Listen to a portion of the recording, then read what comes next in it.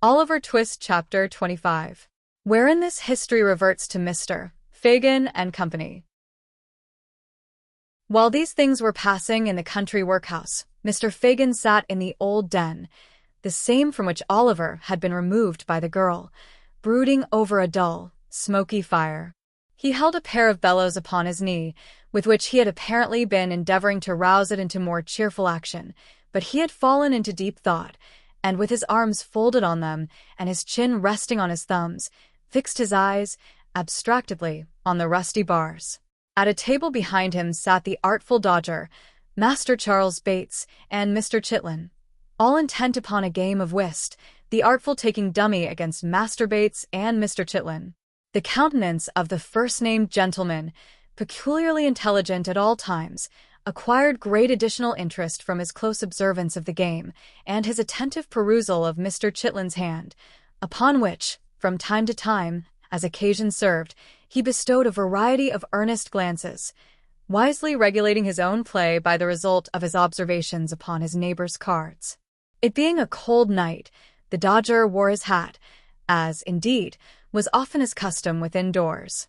He also sustained a clay pipe between his teeth, which he only removed for a brief space when he deemed it necessary to apply for refreshment to a quart pot upon the table, which stood ready filled with gin and water for the accommodation of the company.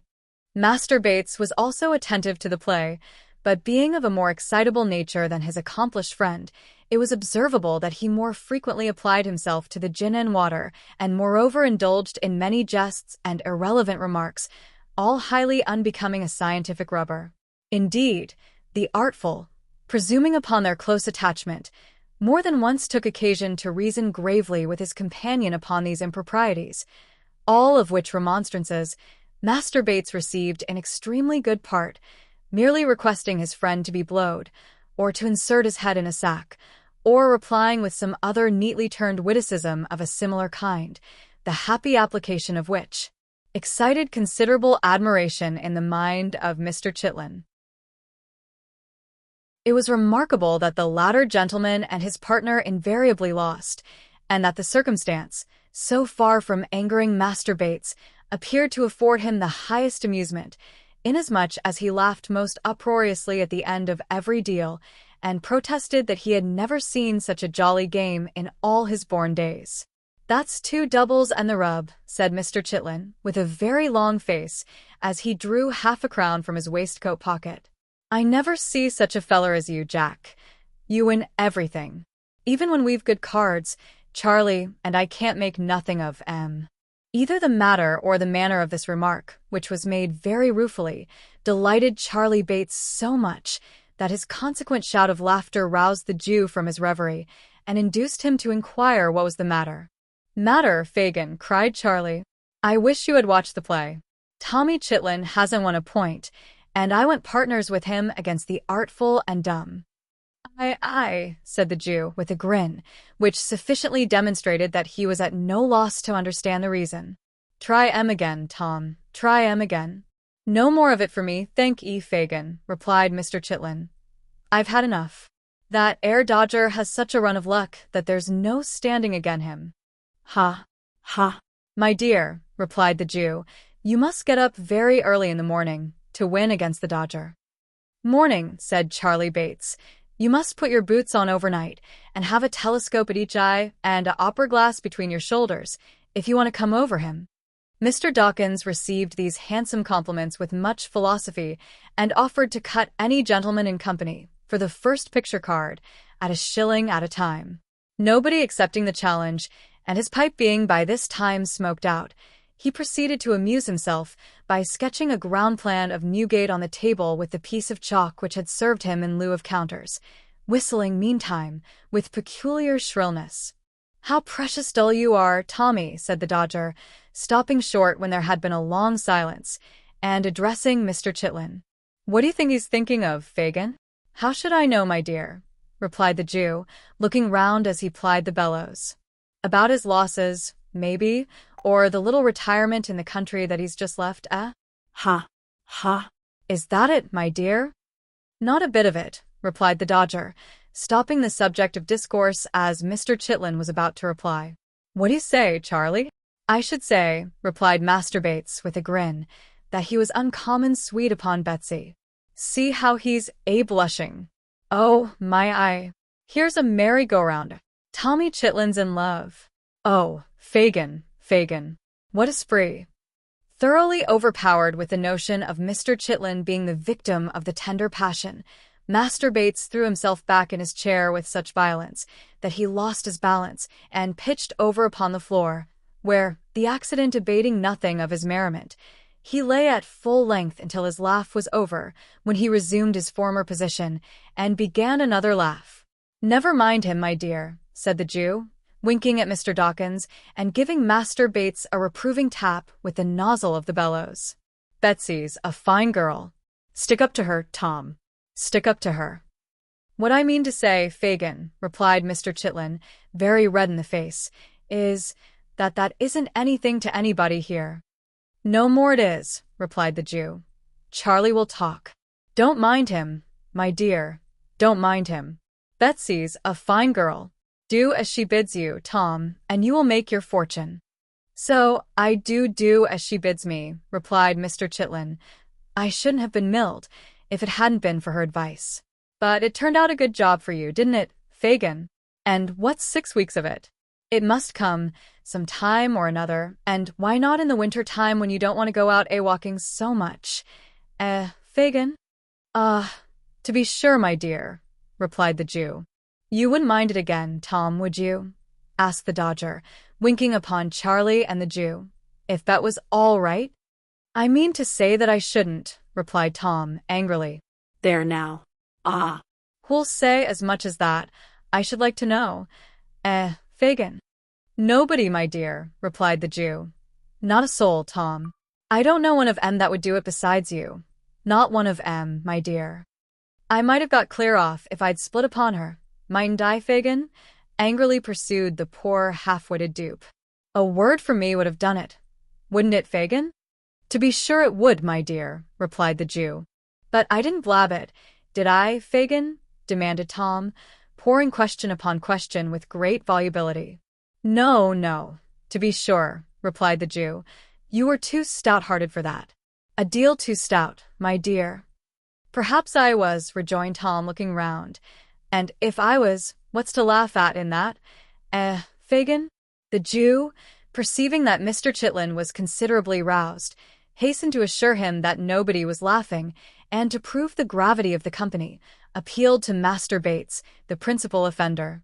But, unfortunately, Charlie, in opening his mouth to reply that he was never more serious in his life, was unable to prevent the escape of such a violent roar that the abused Mr. Chitlin, without any preliminary ceremonies, rushed across the room and aimed a blow at the offender, who, being skillful in evading pursuit, ducked to avoid it, and chose his time so well that it lighted on the chest of the merry old gentleman and caused him to stagger to the wall, where he stood panting for breath, while Mr. Chitlin looked on in intense dismay. "Hark!" cried the Dodger at this moment. "I heard the tinkler."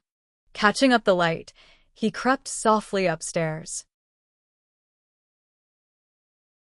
The bell was rung again, with some impatience, while the party were in darkness.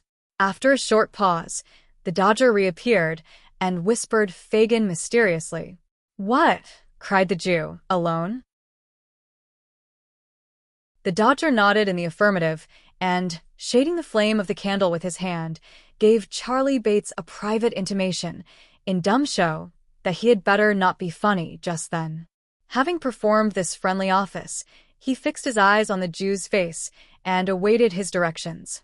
The old man bit his yellow fingers and meditated for some seconds, his face working with agitation the while, as if he dreaded something and feared to know the worst.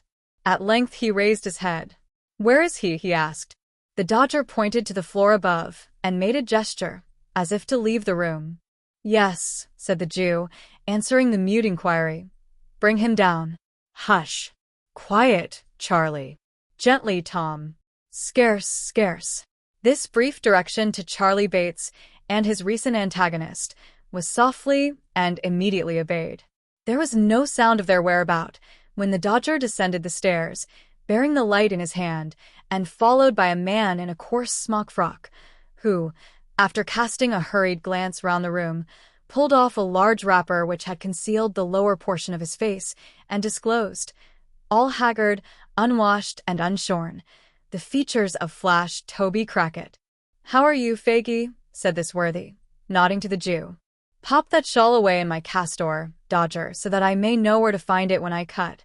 That's the time of day. You'll be a fine young cracksman afore the old file now." With these words he pulled up the smock frock, and, winding it round his middle, drew a chair to the fire and placed his feet upon the hob. "See there, Faggy," he said, pointing disconsolately to his top boots. "Not a drop of day and Martin since you know when. Not a bubble of blacking, by Jove." But don't look at me in that way, man. "All in good time. I can't talk about business till I've eat and drank. So produce the sustenance, and let's have a quiet fill-out for the first time these 3 days." The Jew motioned to the Dodger to place what eatables there were upon the table, and, seating himself opposite the housebreaker, waited his leisure. To judge from appearances, Toby was by no means in a hurry to open the conversation. At first, the Jew contented himself with patiently watching his countenance, as if to gain from its expression some clue to the intelligence he brought, but in vain. He looked tired and worn, but there was the same complacent repose upon his features that they always wore, and through dirt and beard and whisker there still shone, unimpaired, the self-satisfied smirk of Flash Toby Crackit. Then the Jew, in an agony of impatience, watched every morsel he put into his mouth, pacing up and down the room, meanwhile, in irrepressible excitement. It was all of no use. Toby continued to eat with the utmost outward indifference until he could eat no more. Then, ordering the Dodger out, he closed the door, mixed a glass of spirits and water, and composed himself for talking. "First and foremost, Faggy," said Toby. "Yes, yes," interposed the Jew, drawing up his chair. Mr. Crackit stopped to take a draught of spirits and water and to declare that the gin was excellent. Then, placing his feet against the low mantelpiece, so as to bring his boots to about the level of his eye, he quietly resumed. "First and foremost, Faggy," said the housebreaker, "how's Bill?" "What?" screamed the Jew, starting from his seat. "Why, you don't mean to say," began Toby, turning pale. "Mean," cried the Jew, stamping furiously on the ground. "Where are they? Sykes and the boy. Where are they? Where have they been? Where are they hiding? Why have they not been here?" "The crack failed," said Toby faintly. "I know it," replied the Jew, tearing a newspaper from his pocket and pointing to it. "What more?" "They fired and hit the boy. We cut over the fields at the back, with him between us, straight as the crow flies, through hedge and ditch. They gave chase. Damn. The whole country was awake, and the dogs upon us. The boy. Bill had him on his back, and scud like the wind. We stopped to take him between us. His head hung down, and he was cold. They were close upon our heels, every man for himself, and each from the gallows. We parted company, and left the youngster lying in a ditch. Alive or dead, that's all I know about him." The Jew stopped to hear no more, but uttering a loud yell, and twining his hands in his hair, rushed from the room and from the house.